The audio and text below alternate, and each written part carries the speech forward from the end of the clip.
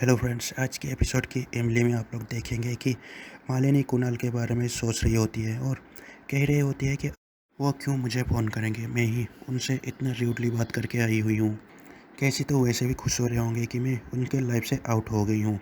तभी कुणाल सोच रहा होता है, मैं उसका नंबर क्यों नहीं डिलीट कर पा रहा हूँ, अगर मुझे उसको मेरी लाइफ से अलग करने की इतनी ही जल्दी थी तो।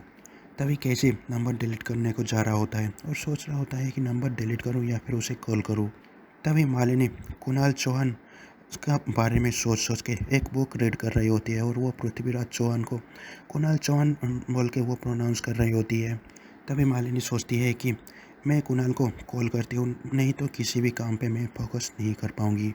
और तभी दोनों ही एक दूसरे को कॉल लगवाते हैं और दोनों का ही बिजी आता है। तभी ये सुनने के बाद मालिनी सोचती है कि मुझे लगता है मैं ही इतना स्ट्रेस ले रही हूँ, कैसी तो मेरे से बात भी नहीं करना चाह रहे होंगे। तभी जब लैंडलाइन पे कॉल आता है तो भाग के जाती है मालिनी और उठाती है। और जब कुणाल कहता है कि मालिनी बहुत खुश हो जाती है। तभी कुणाल कहता है कि आज तुम अपने ही घर पे मिल गई, मुझे तो लगता था कि मैं आदित्य के घर पे फ़ोन करूँ। तो मालिनी फिर से गुस्सा हो जाती है और कहती है कि आपने ये कहने के लिए फ़ोन किया है क्या। तभी मालिनी सॉरी कहती है उसे। तो कुणाल भी उसे सॉरी कहता है और उसके बाद कुणाल कहता है कि जो केस को मुझे प्रोफेशनली निभाना था उसको मैं पर्सनली ले गया, इसीलिए सॉरी। तो मालिनी भी उसको सॉरी कहती है। मालिनी सॉरी कहने के बाद कहती है कि अगर आप दोस्त से नाराज़ है तो क्लाइंट बन के माफ़ी मांगोगी, और क्लाइंट से अगर नाराज़ है तो दोस्त बन के माफ़ी मांगोगी, लेकिन ये केस आप मत छोड़िए, क्योंकि मुझे नहीं लगता है कि आपसे बेहतर ये सिचुएशन को कोई भी समझ पाएगा। तभी मालिनी पूछती है कि आप ये केस नहीं छोड़ोगे ना। तो कुणाल कहता है कल तुम दोनों का आखिरी काउंसलिंग है, अगर तुम चाहो तो मैं तुम्हारे साथ चल सकता हूँ।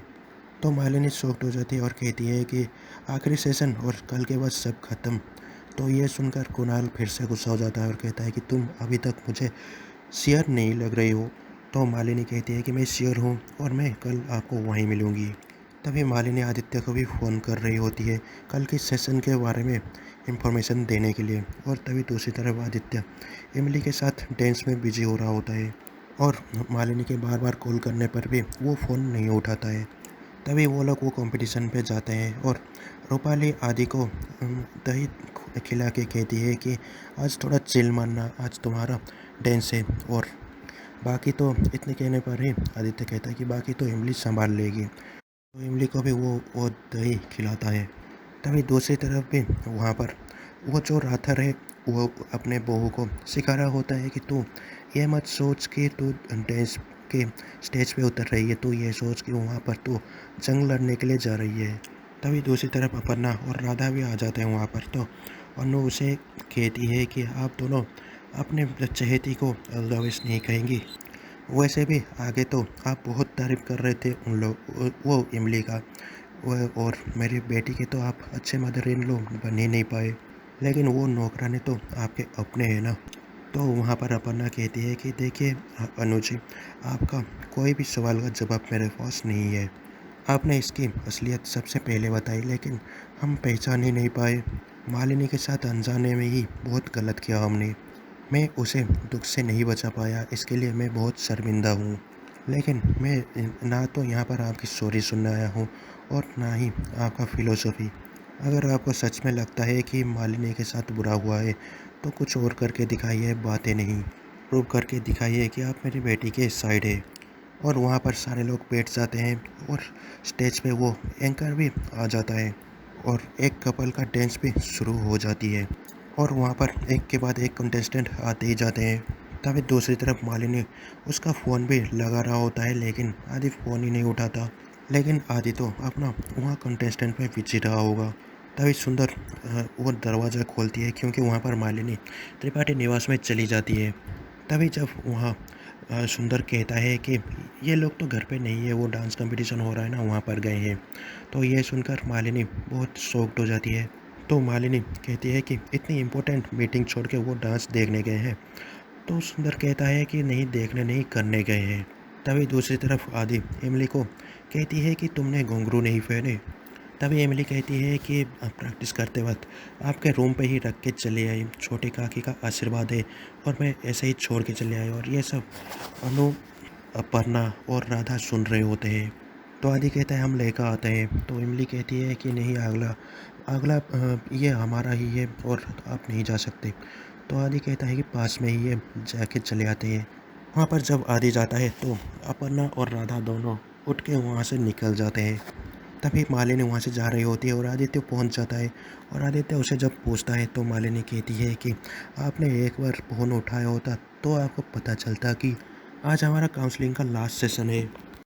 तो आदि को वो कहता है कि चलिए अब वहाँ पर कैसे इंतज़ार कर रहा है। तो आदि कहता है कि नहीं, हम अभी नहीं आ पाएंगे, इमली वहाँ पर मेरा इंतज़ार कर रहा है।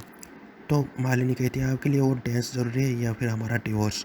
तो आदि कहता है कि ये सिर्फ डांस कंपटीशन नहीं है मालिनी, वो बहुत कोशिश कर रहे हैं। तो मालिनी कहती है कि मैं भी तो कोशिश ही कर रही हूँ ना, हमारा कल भी सेशन हो सकता है, लेकिन जिस सिचुएशन में इमली फंसी हुई है उसको अगर मैं साथ नहीं दिया तो कल वो सब नहीं कर सकता है। और उसके बाद आदित्य वहाँ से चला जाता है ऊपर। और जब वो अपने कमरे में जाता है तो बाहर से अपर्णा और राधा वो कमरे को लॉक कर देते हैं। तभी अपर्णा लॉक करने के बाद राधा से पूछती है कि मैं कुछ गलत तो नहीं कर रही हूँ ना भाभी। पिछले कुछ दिनों से मुझे समझ में भी आना बंद हो गया है कि सही क्या है और गलत क्या है। और इस वक्त तो ये लगता है कि अगर मैं ये नहीं किया तो परिवार का इज्जत मिट्टी में मिल जाएगी। तो राधा कहती है कि हम अब कब्र भी क्या सकते हैं, आदि ने तो किसी भी हालत में हमें नहीं छोड़ा। तभी दूसरी तरफ वो कंटेस्टेंट भी अनाउंसमेंट कर दे रहा होगा। तभी सारे लोग वेट कर रहे होते हैं, लेकिन निशांत सोच रहा होता है कि ये आदि लास्ट मोमेंट पे कहाँ चला गया। तो सुंदर कहता है कि वो मालिनी में आए थे ना, शायद उन्हीं के साथ बात करने के लिए गए होंगे। वहाँ पर वो फिर से पुकारता है कि इमली और आदित्य त्रिपाठी प्लीज स्टेज पे आ जाए, लेकिन आदि का दरवाज़ा लॉक हो जाता है। तभी इमली भी सोच में पड़ जाती है कि बाबू साहब कहाँ पर रह गए हैं। तभी आदि परेशान होकर निशांत को भी पुकारता है और सारे लोग को पुकारता है, लेकिन कोई भी उसका आवाज़ नहीं सुन पाते हैं। तभी वो प्राची इमली को टीज कर रही होती है और यह सुनकर वहाँ पर पल्लवी कहती है कि तू अपना नंबर देना ताकि मैं तुम्हें आई और ईयर का डॉक्टर का नंबर दे दूँ। और जब उसका सांस भड़क जाती है तो उसे भी पल्लवी सुना देती है। तभी वो लोग कहते हैं कि हमें डिस्क्वालीफाई करना पड़ेगा क्योंकि आप लोग नहीं आ पा रहे हैं। तो वहाँ पर निशांत उन लोगों को रिक्वेस्ट करता है, 2 मिनट का टाइम भी मांगता है। तभी अनु कहती है कि ये कंपटीशन और रूल सबके लिए एक ही है, अब 1 मिनट तो क्या 1 सेकंड भी कोई वेट नहीं करेगा। लगता है इसका हस्बैंड कहीं दिखना ही नहीं चाहता, इसलिए कहीं छुप कर बैठ गया हो। अगर त्रिपाठी इस टाइम पर नहीं आ सकते हैं तो आई थिंक उन लोगों को डिस्क्वालीफाइड ही कर देना चाहिए। और आज के एपिसोड के लिए तो बस इतना ही। कल हम लोग देखेंगे कि इमली अकेले ही वहाँ पर डांस करने के लिए जाती है और वहाँ पर अनु कहती है कि स्टेज पर से उतर जाओ क्योंकि तुम्हारे साथ तो तुम्हारा पति ही नहीं है। और जब आखिरकार उसका पति आता है तो आदित्य उसे सॉरी कहता है। तो आगे जो भी होगा जानने के लिए सब्सक्राइब और लाइक ज़रूर कर दें।